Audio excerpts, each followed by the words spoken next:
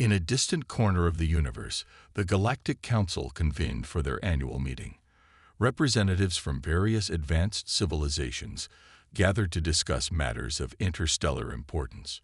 Among them, for the first time, were the humans, a relatively new species that had recently achieved interstellar travel capabilities. As the meeting commenced, the council members began discussing the technological advancements of each species. The Zorkans boasted about their latest quantum computing breakthroughs, while the Xilarians showcased their advanced biotechnology that could regenerate entire limbs within minutes. When it was the humans' turn to present, the council members looked at them with a mix of curiosity and skepticism. The human representative, a tall, lean man named Captain James Hawkins, stepped forward. He began explaining the various technological achievements of humanity, from the development of artificial intelligence to the creation of advanced spacecraft capable of traversing the vast distances of space. However, when he mentioned their weapons technology, the council members couldn't help but scoff. "Weapons," said the Zorgan representative, his voice dripping with condescension. "What use are primitive weapons in this day and age? We have long since evolved past the need for such barbaric tools." The other council members nodded in agreement, some even chuckling at the notion of humans still relying on weapons. Captain Hawkins, however, remained unfazed. He knew that human weapons were far more advanced than the council members realized, but he also knew that now was not the time to argue. "We understand that our weapons technology may seem primitive to you," he said diplomatically, "but we assure you that they are highly effective and have served us well in defending our planet and our interests." The council members exchanged skeptical glances, but decided to move on to other topics. As the meeting progressed, they discussed various issues affecting the galaxy, from trade agreements to the threat of rogue artificial intelligences. Captain Hawkins listened intently, taking notes and offering his input when appropriate. As the meeting drew to a close, the council members began to disperse. Captain Hawkins was about to leave when he was approached by the Xilarian representative, a tall, slender being with shimmering blue skin. "Captain Hawkins," the Xilarian said, his voice soft and melodic, "I must admit, I am intrigued by your species. You are so different from the other races we have encountered." Captain Hawkins smiled. "Thank you. We may be different, but we have much to offer the galactic community." The Xilarian nodded. "Indeed, I look forward to seeing what your species is capable of." With that, the Xilarian bowed and took his leave. Captain Hawkins watched him go, a sense of pride swelling in his chest. He knew that humanity had a long way to go before they were truly accepted by the galactic community, but he also knew that they had the potential to become one of the most powerful and influential species in the universe. As he made his way back to his ship, Captain Hawkins couldn't help but feel a sense of excitement for what the future held. He knew that there would be challenges and obstacles along the way, but he also knew that humanity was ready to face them head-on. Little did he know, however, that the Galactic Council's dismissal of human weapons would soon come back to haunt them. For deep in the uncharted regions of space, a new threat was emerging, one that would test the limits of every species in the galaxy, and one that only humanity's unique blend of ingenuity and firepower could hope to defeat. With a final glance at the stars above, Captain Hawkins boarded his ship and prepared for the journey ahead. The future was uncertain, but one thing was clear: humanity was ready to take its place among the stars, and nothing would stand in their way. As the Galactic Council meeting resumed the next day, the atmosphere was tense. The council members had received disturbing reports of a new alien species that had been wreaking havoc on the outskirts of the galaxy. The aliens, known as the Zorgax, were a race of fierce warriors who had already conquered several planets and were now threatening to invade the territories of the council members. The council members were visibly worried as they discussed the situation. The Zorgax were known for their advanced weapons technology and their ruthless tactics. They had already destroyed several council ships that had attempted to engage them in battle. "We must take action immediately," said the Zorgan representative, his voice filled with urgency. The Zorgax pose a grave threat to our civilizations. We cannot allow them to continue their rampage unchecked. The other council members nodded in agreement, but there was a sense of hesitation in the room. They knew that engaging the Zorgax in battle would be a risky proposition, and they were unsure if their own weapons would be enough to defeat them. As the discussion continued, Captain Hawkins sat quietly in his seat, observing the proceedings. He knew that humanity had faced similar threats in the past, and he was confident that they could help the council members in their fight against the Zorgax. Finally, he spoke up. "If I may," he said, his voice calm and steady. "Humanity has experience dealing with hostile alien species. We have developed advanced weapons technology that could be of use in this situation." The council members turned to look at him, their expressions ranging from skeptical to outright dismissive. "And what kind of weapons are we talking about?" asked the Xilarian representative, his voice dripping with sarcasm. "Sticks and stones." Captain Hawkins ignored the jibe and continued. "We have developed a range of weapons that are highly effective against advanced alien technology. From electromagnetic pulse cannons to nanoswarm missiles, we have the tools necessary to take on the Zorgax and emerge victorious." The council members exchanged glances, some of them looking intrigued while others remained doubtful. "And why should we trust you?" asked the Zorgan representative, his eyes narrowing. "Your species is still new to the galactic community. How do we know you won't use these weapons against us?" Captain Hawkins met the Zorgan's gaze unflinchingly. "Because we are not conquerors," he said firmly. "We seek only to defend ourselves and our allies. We have no interest in dominating other species or taking their resources. Our only goal is to promote peace and stability throughout the galaxy." There was a moment of silence as the council members considered his words. Finally, the Xilarian representative spoke up. "I believe we should give the humans a chance," he said, his voice soft but firm. "They have proven themselves to be a resourceful and determined species. If they say they can help us, we should at least hear them out." The other council members nodded in agreement, some of them still looking skeptical but willing to listen. Captain Hawkins took a deep breath and began outlining his plan. "We will need to work together," he said, his voice filled with determination. "The Zorgax are a formidable enemy, but they are not invincible. With our combined resources and expertise, we can develop a strategy that will allow us to defeat them and restore peace to the galaxy." The council members listened intently as Captain Hawkins laid out his proposal. It was a risky plan, but it was the best chance they had of stopping the Zorgax before they could cause any more destruction. As the meeting adjourned, Captain Hawkins couldn't help but feel a sense of pride. Humanity was still new to the galactic community, but they were already making a difference. They had the technology and the determination to stand up against even the most formidable of foes, and they would not rest until the galaxy was safe once more. Little did he know, however, that the battle against the Zorgax would be only the beginning. For in the depths of space, an even greater threat was lurking, one that would test the limits of human ingenuity and courage like never before. Despite Captain Hawkins' impassioned plea, the Galactic Council ultimately decided against involving humanity in their fight against the Zorgax. The council members, still skeptical of human capabilities and intentions, politely declined the offer of assistance and proceeded to discuss their own strategies for dealing with the alien threat. Disappointed but not discouraged, Captain Hawkins left the council chambers and returned to his ship. He knew that the council's decision was short-sighted and that they would need all the help they could get to defeat the Zorgax. However, he also knew that he couldn't force the council to accept human aid. As he sat in his quarters, pondering his next move, he received a message from Earth. It was from Admiral Sarah Thompson, his commanding officer and longtime friend. She had been following the situation with the Zorgax closely and had come to the same conclusion as Captain Hawkins.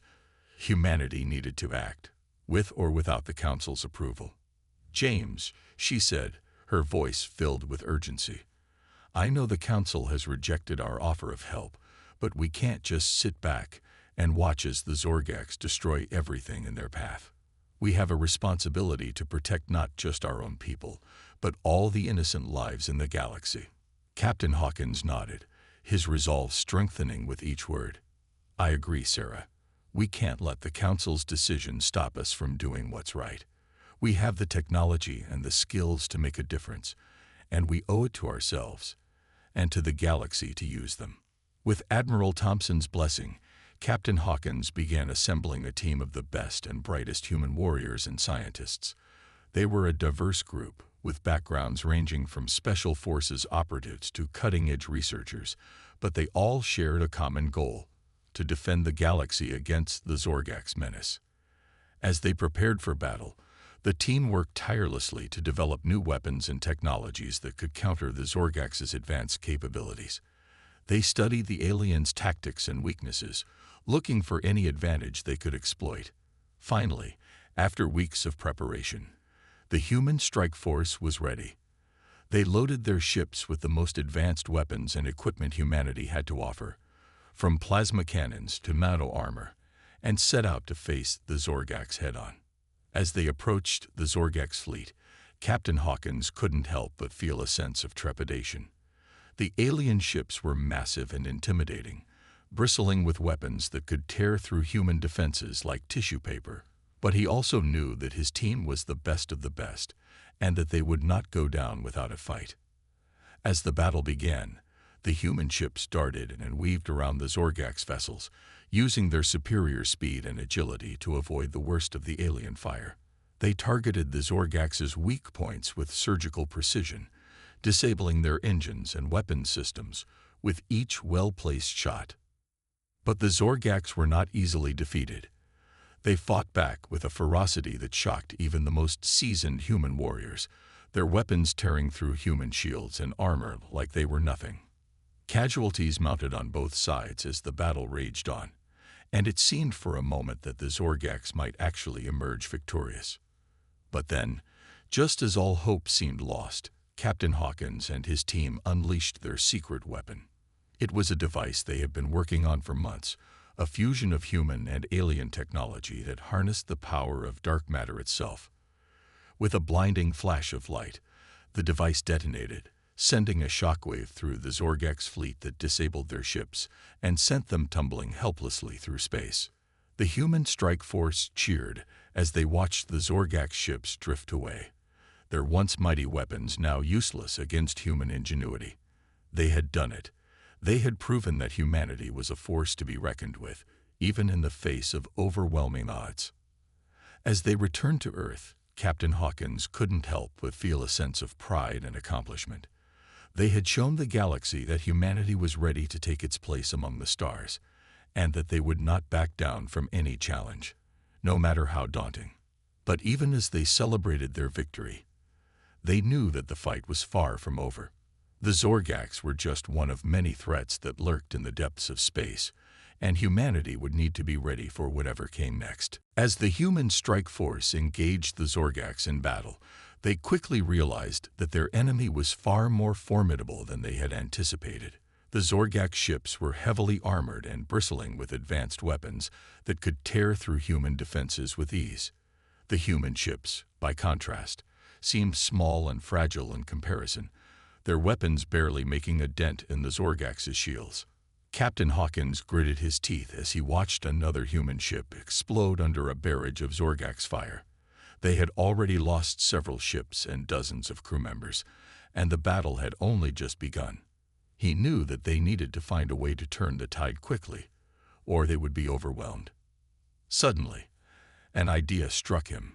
He remembered a piece of technology that had been developed by human scientists years ago, but had never been fully tested in battle. It was a weapon that harnessed the power of dark energy, creating a miniature black hole that could tear apart anything in its path. Captain Hawkins knew that using such a weapon was risky.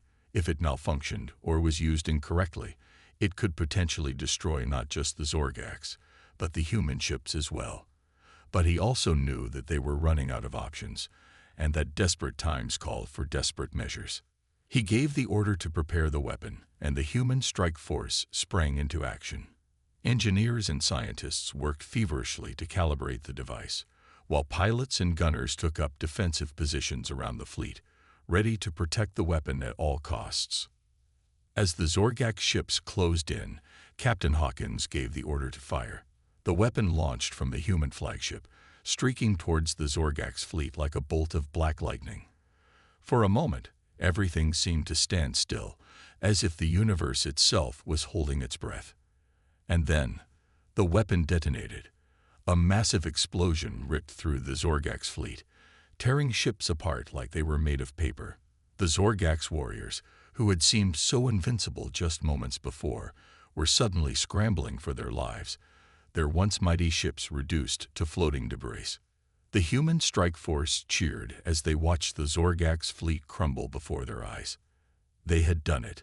They had found a way to turn the tide of the battle, and they had emerged victorious. But their celebration was short-lived. As the dust settled, they realized that the weapon had not just destroyed the Zorgak ships, but had also created a massive gravitational anomaly that was now pulling everything in the vicinity towards it, including the human ships. Captain Hawkins knew that they needed to act fast. He ordered the fleet to fall back, putting as much distance between themselves and the anomaly as possible. But even as they fled, they could feel the pull of the black hole growing stronger, threatening to swallow them whole. In a desperate bid to save his crew, Captain Hawkins ordered the fleet to jump to hyperspace, hoping to outrun the gravitational pull of the anomaly. But as they made the jump, something went wrong. The anomaly had distorted the fabric of space-time itself, and the human ships found themselves thrown off course, emerging from hyperspace in a completely unknown part of the galaxy. As they took stock of their situation, Captain Hawkins couldn't help but feel a sense of dread. They were lost, alone, and without any idea of how to get back home. They had won the battle against the Zorgaks, but at what cost? But even as despair threatened to overwhelm him, Captain Hawkins knew that he could not give up. He had a responsibility to his crew and to the people of Earth to find a way back home. And so, with a heavy heart but an unbreakable spirit, he gave the order to set a course for the nearest habitable planet, determined to find a way to repair their ships and chart a course back to Earth. Little did he know, however, that their journey was far from over. For in this strange and unfamiliar part of the galaxy, new dangers and challenges awaited them. Challenges that would test the limits of human ingenuity and courage like never before. As the Galactic Council watched the battle unfold from afar, they couldn't help but be impressed by the humans' tenacity and resourcefulness. Despite being outnumbered and outgunned, the human strike force had managed to hold their own against the Zorgaks, using their advanced weapons and tactics to keep the alien fleet at bay. But as the battle raged on, the council members began to realize that the humans were fighting a losing battle. The Zorgak ships were simply too powerful, and the humans were taking heavy casualties. It was only a matter of time before they were overwhelmed and destroyed. Suddenly, a Solarian scout ship appeared on the council's view screen, its pilot looking panicked and out of breath.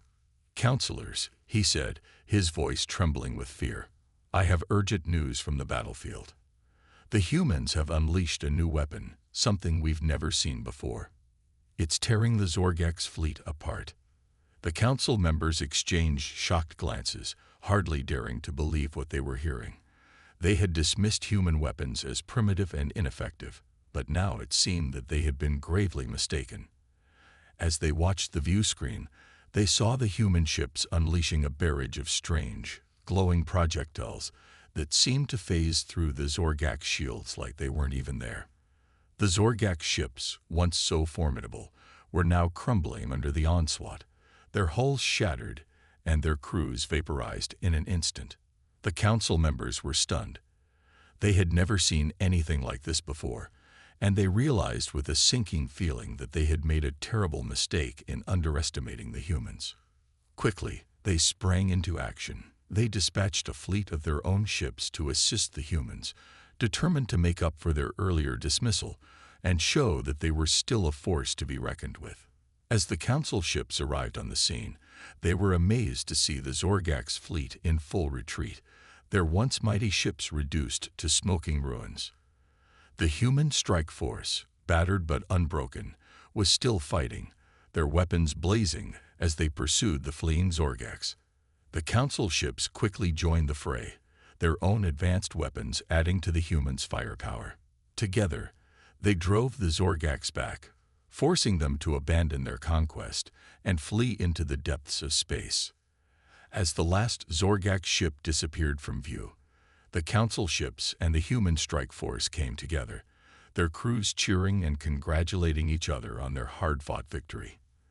The Council members, humbled by what they had witnessed, approached Captain Hawkins and his crew, offering their gratitude and their apologies for their earlier dismissal. Captain Hawkins, exhausted but proud, accepted their apologies with grace. He knew that the Council had made a mistake, but he also knew that they had made up for it when it counted. Together, they had shown the galaxy that no threat was too great, no enemy too powerful, when all the races of the universe stood together. As the Council ships and the human strike force prepared to go their separate ways, Captain Hawkins couldn't help but feel a sense of hope and optimism. They had faced the greatest threat the galaxy had ever known, and they had emerged victorious. They had shown that humanity was ready to take its place among the stars, and that they would always be there to defend the innocent and protect the weak. And so, with a final salute to his newfound allies, Captain Hawkins and his crew set out once more into the vast expanse of space, ready to face whatever challenges lay ahead. They knew that the road would be long and the dangers many, but they also knew that they had the strength, the courage, and the determination to overcome any obstacle in their path. For they were human, and they would never back down, never surrender, and never stop fighting for what was right. And with that knowledge, they set forth into the unknown, ready to face the future with hope and with pride. With the Zorgax fleet in full retreat, the human strike force wasted no time in pressing their advantage. Captain Hawkins knew that they had to act fast before the Zorgax could regroup and launch a counterattack. He ordered his ships to pursue the fleeing Zorgax, determined to finish them off once and for all. As they chased the Zorgax through the stars, the human ships unleashed a relentless barrage of fire, their advanced weapons tearing through the alien ships like they were made of paper. The Zorgax, once so confident in their own superiority, were now scrambling for their lives, their ships exploding one by one under the humans' onslaught. But even as they fled, the Zorgax refused to surrender. They fought back with everything they had, launching desperate suicide attacks and kamikaze runs against the human ships. Captain Hawkins and his crew were forced to fight for every inch of space, their shields straining under the constant bombardment. Finally, after what seemed like an eternity of battle, the last Zorgax ship was destroyed, its wreckage spinning off into the void. The human strike force had emerged victorious, but at a terrible cost. Many of their own ships had been lost, and countless brave men and women had given their lives in defense of the galaxy. As they regrouped and tended to their wounded, Captain Hawkins received a transmission from the Galactic Council. The Council members, their voices filled with a mix of awe and respect, congratulated the humans on their stunning victory. They offered their deepest condolences for the lives lost, and pledged to support the humans in any way they could. Captain Hawkins, his voice heavy with emotion, thanked the Council for their support. He knew that the road ahead would be long and difficult, but he also knew that they had taken the first step towards a brighter future for all the races of the galaxy. Over the next few weeks, the human strike force worked tirelessly to secure the Zorgax's former territories, establishing new bases and outposts to ensure that the alien threat would never rise again. They worked closely with the Council members, sharing their knowledge and technology, in the hopes of building a stronger, more united galaxy. As the weeks turned into months, the humans' reputation grew throughout the galaxy. They were hailed as heroes, as the saviors of the universe, and their technology and tactics were studied and admired by all the races of the Council. But even as they basked in their newfound fame, Captain Hawkins and his crew knew that their work was far from over. There were still many challenges to face, many dangers to confront, and they would need all their strength and all their courage to overcome them.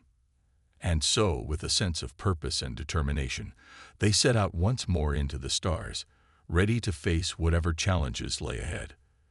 They knew that they might not always be victorious, that they might suffer losses and setbacks along the way. But they also knew that they would never stop fighting, never stop striving for a better tomorrow. For they were human, and they had shown the galaxy that they were a force to be reckoned with. They had proven that they were not just another race to be dismissed or underestimated, but a vital part of the galactic community, with a role to play in shaping the future of the universe. And as they journeyed forth into the unknown, Captain Hawkins and his crew held their heads high, knowing that they had made a difference, that they had left their mark on the galaxy. They had shown that even the smallest and most humble of races could rise to greatness, could change the course of history itself. And with that knowledge, they pressed on, ready to face the future with courage and with hope, knowing that whatever challenges lay ahead, they would face them together as a united force, as a family. For they were human, and they would never back down, never surrender, and never stop fighting for what was right. In the aftermath of the Zorgax War, the Galactic Council found itself in a state of upheaval. The sudden and dramatic emergence of humanity as a major player on the galactic stage had upended centuries of established power dynamics, and many of the council members were struggling to adapt to this new reality. But even as they grappled with these challenges, they could not deny the incredible impact that humanity had made. The human strike force, led by the indomitable Captain Hawkins, had not only defeated the Zorgax, but had also introduced a whole new level of technological sophistication to the galaxy. Everywhere they went, the humans were greeted with awe and admiration. Their advanced weapons and tactics were the talk of every spaceport and trading post, and their reputation as the saviors of the galaxy had spread far and wide. As the weeks turned into months, the council members began to seek out the humans' knowledge and expertise. They invited human scientists and engineers to share their discoveries, and they eagerly studied the schematics and blueprints of human ships and weapons. At first, some of the council members were hesitant to embrace these new technologies. They feared that they would become too dependent on human knowledge, and that they would lose their own unique identities in the process. But as they worked alongside the humans, they began to realize that this fear was unfounded. The humans were not seeking to dominate or control the other races, but rather to share their knowledge and work together towards a common goal. Under the guidance of human experts, the council races began to develop their own versions of advanced human technology. They adapted and modified the designs to suit their own unique needs and preferences, creating a new generation of ships and weapons that were both powerful and distinctively their own. As the galaxy entered a new era of technological progress and cooperation, Captain Hawkins and his crew found themselves at the center of it all. They were hailed as heroes and visionaries, and their advice and counsel were sought out by leaders and diplomats from every corner of the galaxy.